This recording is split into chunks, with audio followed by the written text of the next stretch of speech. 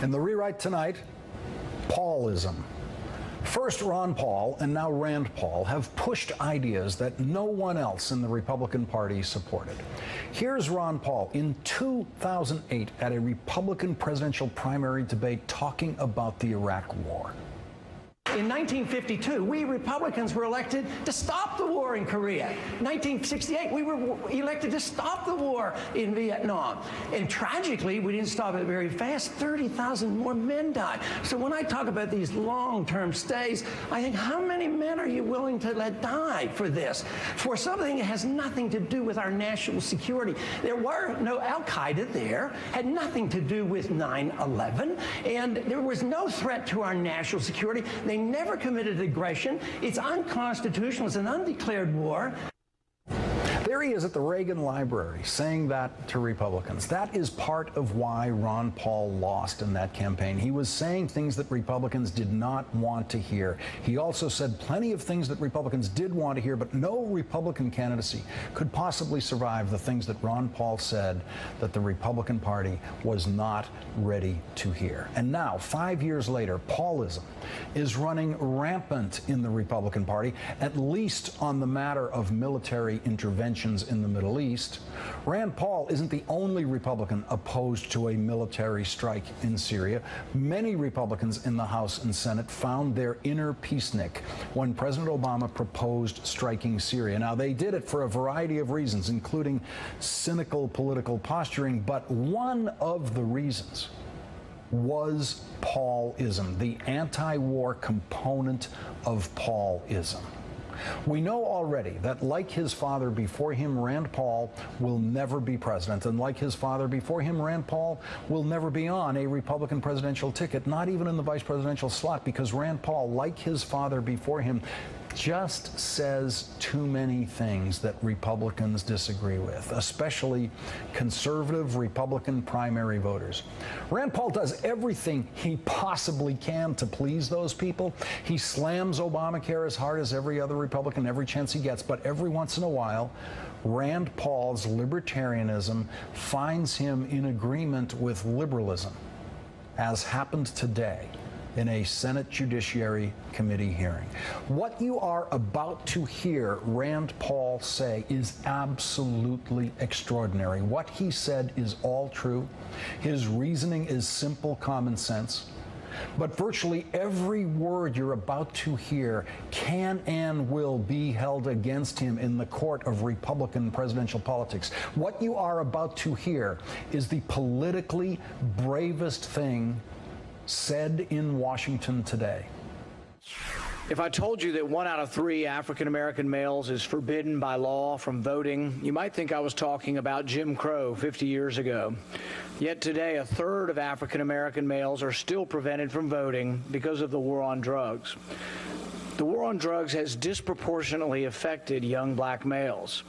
The ACLU reports that blacks are 4 to 5 times more likely to be convicted for drug possession, although surveys indicate that blacks and whites use drugs at about the same similar rate. The majority of illegal drug users and dealers nationwide are white, but 3/4 of the people in prison for drug offenses are African American or Latino. Why are arrest rates so lopsided? Because it's frankly easier to go into the urban areas and make arrests than it is to go into suburban areas. Arrest statistics matter when applying for federal grants.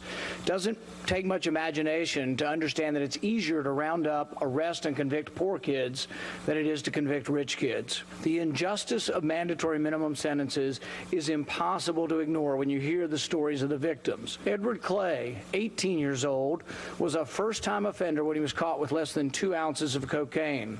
He received 10 years in jail for a mandatory minimum sentence. Weldon Angelos, who the chairman mentioned, was 24 years old and was given 55 years in prison for selling marijuana. There is no justice here. It is wrong and it needs to change. Federal Judge Timothy Lewis recalls a case where he had to send a 19-year-old to prison for conspiracy. What was the conspiracy? The young man was in a car where drugs were found.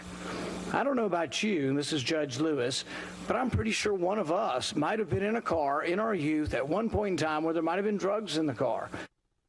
You just heard a Republican senator quoting an ACLU report on how the war on drugs visits disproportional suffering on black men. An ACLU report. You just heard a Republican senator say, quote, "There is no justice here." You just heard a Republican senator quoting a judge saying, "I'm pretty sure we've all been in a car at some point in our youth where someone had drugs." What other Republican senator would say that? But Rand Paul wasn't finished. He improvised something that wasn't in his written statement, something about President Obama that his Republican rivals for the presidency will never let him forget. Imagine this, and I'm glad the president has such great compassion, because he's admitted, like a lot of other individuals who are now elected to office, that at one time he made mistakes as a youth. And I think what a tragedy it would have been had he gone to prison. What a tragedy it would have been if America wouldn't have gotten to see Barack Obama as a leader. I just don't know why we can't come together and do something about this. What a tragedy it would have been if America wouldn't have gotten to see Barack Obama as a leader. Rand Paul's words. As soon as Ted Cruz heard that, he wrote in his head a 30-second attack ad against Rand Paul using that sentence. What a tragedy it would have been if America wouldn't have gotten to see Barack Obama as a leader. The Republican attack ads against Rand Paul are not going to put that sentence in context. But even if they did, the context would be Rand Paul saying that it is a national tragedy that 1 out of 3 African American males is forbidden by law from voting. The context would be Rand Paul's view of the cruelty of the war on drugs. Rand Paul's not going to win that round when this quote comes up in a Republican presidential primary, and he has to know that. He had to know that when he said it today. Rand Paul will continue to give false hope to the Tea Party about repealing or defunding Obamacare. Rand Paul will continue to say things that are untrue. And as we have pointed out on this program, he will say things that are ludicrous. And he will say politically cowardly things. But that's not what he did today.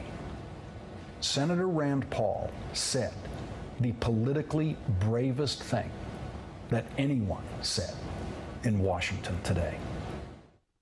What a tragedy it would have been if America wouldn't have gotten to see Barack Obama as a leader.